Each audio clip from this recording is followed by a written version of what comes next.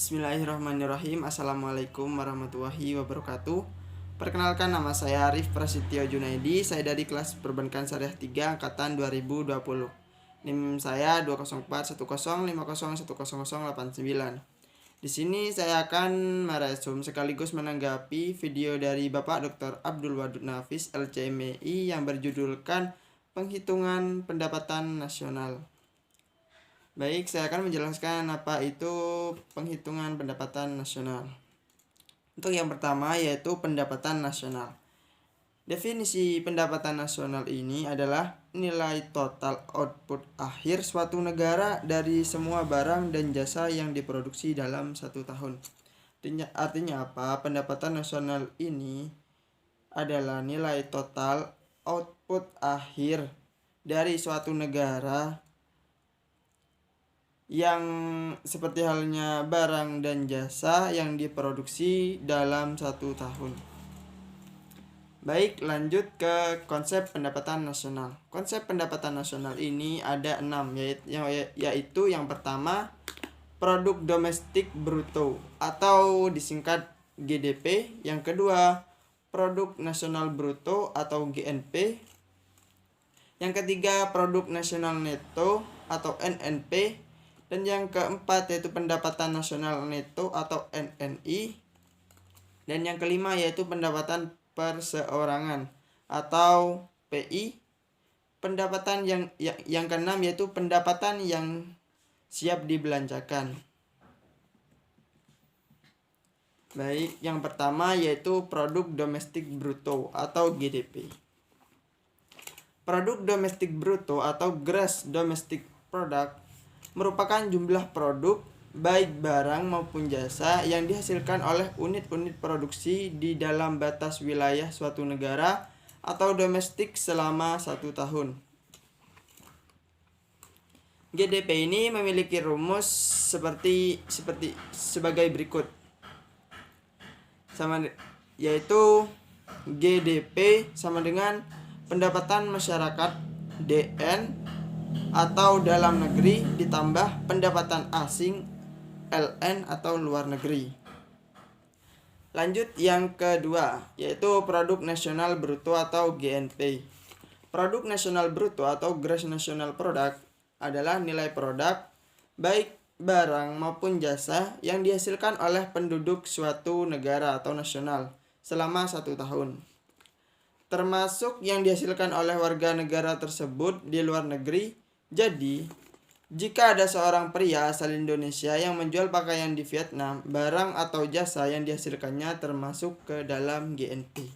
Jadi, meskipun ada warga negara Indonesia yang berjualan ke negara Vietnam, maka penghasilannya dimasukkan ke GNP atau produk nasional bruto.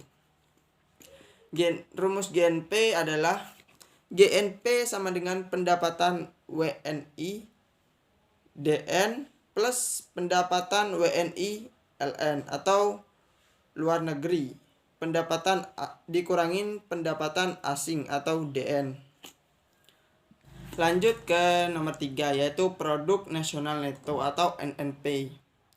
Produk nasional neto atau NNP adalah produk nasional kotor atau GNP dikurangi penyusutan barang modal.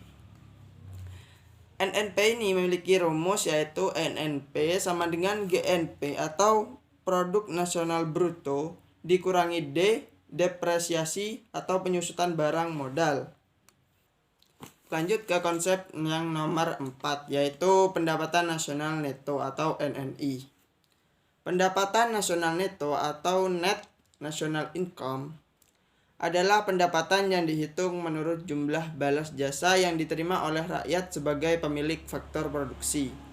Berikut ini adalah cara menghitung NNI atau rumus NNI.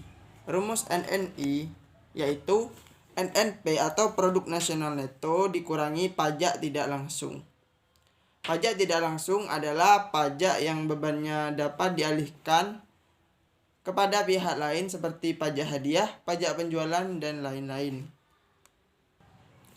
Lanjut ke konsep yang nomor 5 yaitu pendapatan perseorangan atau PI. Pendapatan perseorangan atau personal income merupakan jumlah pendapatan yang diterima oleh setiap orang dalam masyarakat, termasuk pendapatan yang diperoleh tanpa melakukan kegiatan apapun, misalnya gaji seorang karyawan kantoran maupun pendapatan wira swasta yang didapatkan secara berantai. PI ini memiliki rumus yaitu PI sama dengan NNI atau pendapatan nasional neto dikurangi pajak perusahaan, dikurangi iuran, dikurangi laba ditahan, dan ditambah transfer payment. Transfer payment adalah penerimaan-penerimaan yang bukan merupakan balas jasa produksi, melainkan diambil sebagian dari pendapatan nasional tahun lalu, seperti pembayaran dana pensiunan, tunjangan pengangguran, dan sebagainya. Lanjut ke konsep yang nomor 6, yaitu pendapatan yang siap dibelanjakan atau DI, atau biasa disebut disposable income. Pendapatan ini adalah pendapatan yang siap untuk dimanfaatkan guna membeli barang dan jasa konsumsi dan selebihnya menjadi tabungan yang disalurkan menjadi investasi. DI ini memiliki rumus yaitu DI sama dengan PI atau pendapatan perseorangan dikurangi pajak langsung. Pajak langsung adalah pajak yang bebannya tidak dapat dialihkan kepada pihak lain, tidak seperti pajak tidak langsung, yang dimana pajak tidak langsung dapat dibebankan kepada orang lain. Contoh dari pajak langsung ini adalah seperti pajak pendapatan. Baik, lanjut ke manfaat perhitungan pendapatan nasional. Manfaat perhitungan pendapatan nasional ini ada 9. Yang pertama yaitu mengetahui tingkat kemakmuran suatu negara. Kita bisa melihat tingkat kemakmuran dari pendapatan nasional suatu negara tersebut. Jika pendapatan nasional pada suatu negara A itu tinggi, maka tingkat kemakmuran insya Allah tinggi. Yang kedua yaitu mengevaluasi kinerja perekonomian dalam suatu skala tertentu. Dan yang ketiga yaitu mengukur perubahan perekonomian suatu negara secara berkala. Dan yang keempat memudahkan dalam membandingkan kinerja ekonomi dari setiap sektor. Dan yang kelima yaitu sebagai indikator kualitas hidup masyarakat di suatu negara. Mengapa demikian? Karena jika pendapatan nasional pada suatu negara tinggi, maka kualitas hidup dapat dibilang tinggi. Dan yang keenam yaitu sebagai indikator perbandingan kinerja antar negara. Nah, dalam perhitungan pendapatan nasional ini kita bisa melihat perbandingan kinerja negara. Seperti halnya kinerja pendapatan nasional negara A yaitu lebih tinggi dari pendapatan nasional negara B, maka kinerja negara A lebih tinggi dari negara B. Dan yang ketujuh sebagai indikator perbandingan kualitas standar hidup antar negara. Karena dalam suatu negara jika pendapatan nasional itu kurang atau minim, maka kualitas hidup itu juga bisa diketahui oleh pendapatan nasional suatu negara.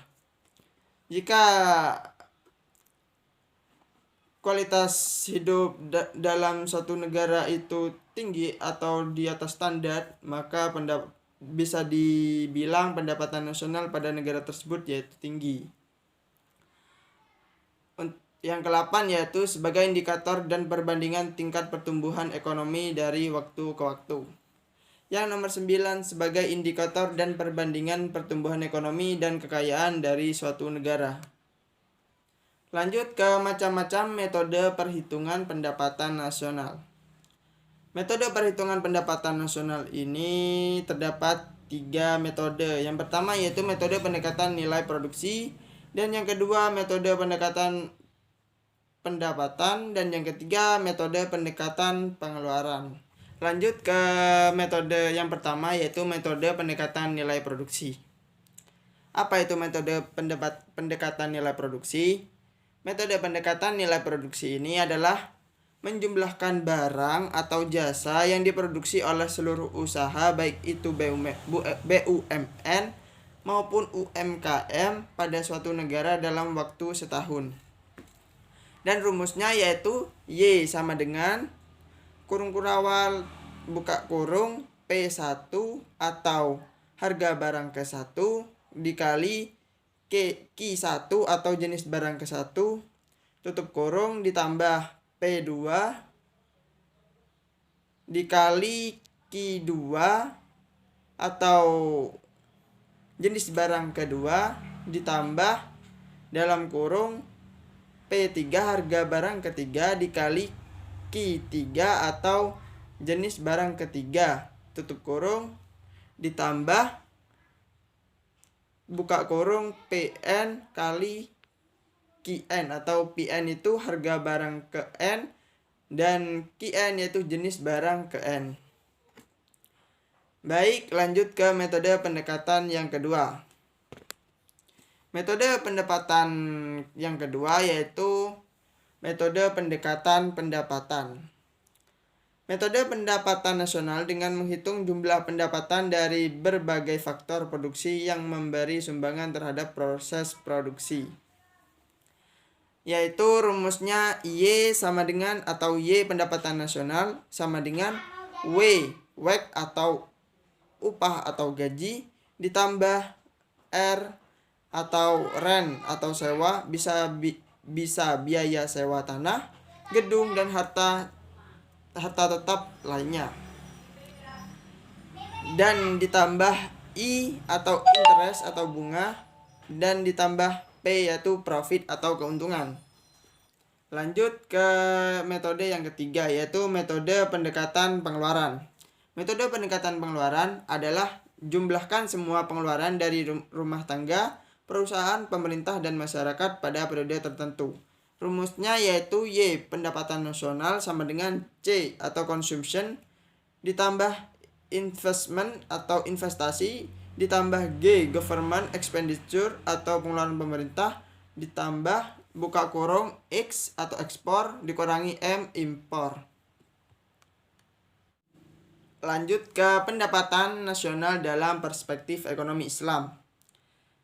Pendapatan nasional dalam perspektif ekonomi Islam ini ada 4. Yang pertama yaitu pendapatan nasional harus dapat mengukur penyebaran pendapatan individu dan rumah tangga. Yang kedua, pendapatan nasional harus dapat mengukur produksi di sektor pedesaan. Dan yang ketiga, pendapatan nasional harus dapat mengukur kesejahteraan ekonomi Islam. Dan yang keempat, penghitungan pendapatan nasional sebagai ukuran dari kesejahteraan sosial Islami melalui pendugaan nilai santunan antar saudara dan sedekah. Lanjut ke sumber-sumber pendapatan nasional dalam ekonomi Islam. Sumber-sumber pendapatan nasional dalam ekonomi Islam ini ada 9. Yang pertama yaitu ghanimah atau harta rampasan perang. Yang kedua yaitu sedekah atau sedekah. Ketiga infak, 4 zakat, 5 usur, 6 jizyah, 7 kharaj, 8 pajak tambang dan harta karun, dan yang nomor 9 yaitu wakaf. Baik, itu saja penjelasan dari saya, semoga bermanfaat. Saya tutup. Assalamualaikum warahmatullahi wabarakatuh.